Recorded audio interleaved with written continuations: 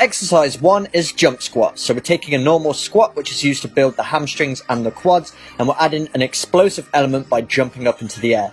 And as you can see, I'm cushioning my landing by bending the knees, and I'm putting my hands on my shoulders just to take away the momentum of my arms, which would usually use when jumping. Taking away this momentum puts even more stress on the legs, so you're building even more explosiveness, and also forces you to engage the core.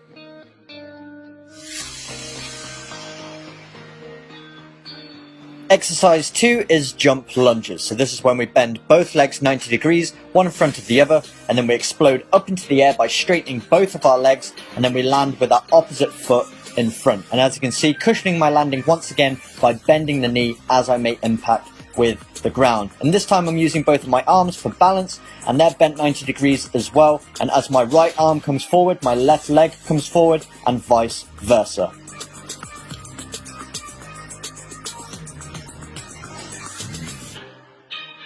Exercise 3 is lateral bounds. So this time we're working one leg at a time, bounding from side to side. So all our weight is going on a single leg. So really having to engage those hamstrings, quads and calves. And then our core has to be engaged as well to balance. And we're using those arms as well. So this exercise is really going to improve your change of direction, making you more explosive off the mark, because you're loading one leg. So when you change directions, all the weight goes on one side. So we're replicating that in this exercise. So if you do this often, you're going to see yourself changing direction a lot quicker. Number 4 is a skip. So we're on our toes bouncing, and then we're driving one knee up at a time. And as we drive one knee up, the opposite arm drives out in front as well. So this is working on those lower legs. As we hop on the spot, you're going to feel it burning your calves, but also engaging those hip flexors, which are really important for explosive speed.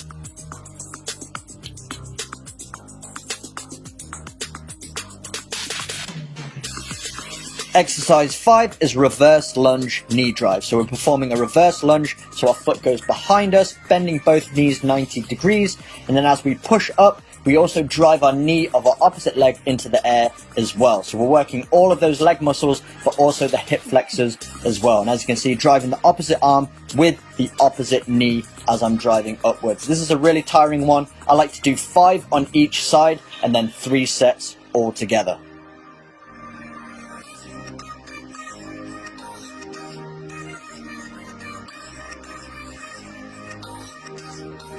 Exercise 6 is tuck jumps. This time we're using our arms as momentum, and then we're lifting both hip flexors. So really getting a lot of hip flexor work here, and we're bringing both knees up 90 degrees parallel with our hips. So nice jumps, and as you can see, I crouch forward, so having to engage that core as well. A great exercise for building jumping power and overall explosiveness.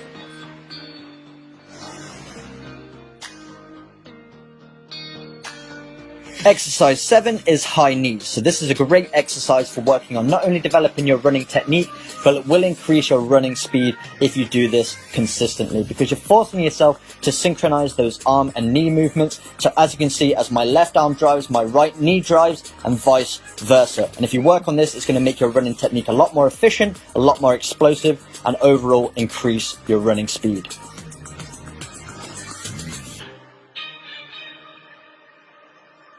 Exercise 8 is heel flicks. So we're bringing up those heels behind us towards ourselves, which really isolates the hamstring muscles. To perform that leg flexion, you're really engaging the fast twitch fibers in your hamstrings, which are going to make you overall more explosive when you're running. And once again, remaining on those toes, getting in a rhythm, and trying to coordinate those arm movements with our leg flexion as well.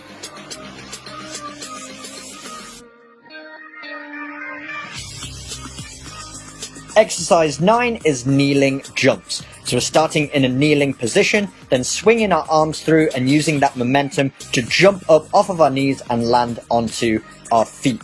Really forcing you to engage those hip flexors. You have to be really explosive to be able to swing those legs up, and engaging that core as much as possible. The combination of your hip flexors and your core should be enough to give you that momentum and power to jump back onto your feet. Really good movement for developing your explosive capabilities. Might take a little bit of practice to get this one, but when you do, you're going to see a huge translation into your performance on the pitch, in your running speed, your jumping power, and all of those movements that require maximal force in a short period of time.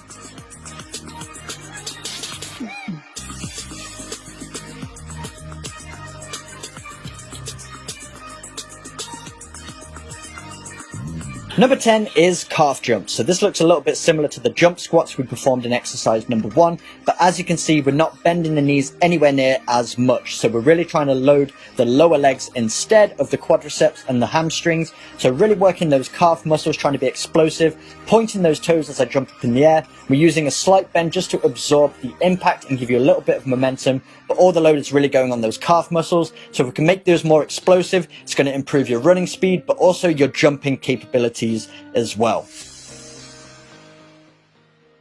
So there we go, guys. Those are the 10 exercises that you can complete anywhere just using your own body weight. But you're going to dramatically increase your running speed, change the direction, jumping power, all of those movements that require maximum force in a short space of time. And if you want to do a full workout, try each of these exercises for 10 reps all the way through 1 through 10, and then complete them 3 times. Modify them to your own fitness levels, but if you do these a few times a week with a day of rest in between, I'd recommend 3 days a week. You're going to see huge improvements in all of those areas. But if you did enjoy today's video, make sure you smash that like button, hit the subscribe button for weekly training videos, and I will see you guys in my next video.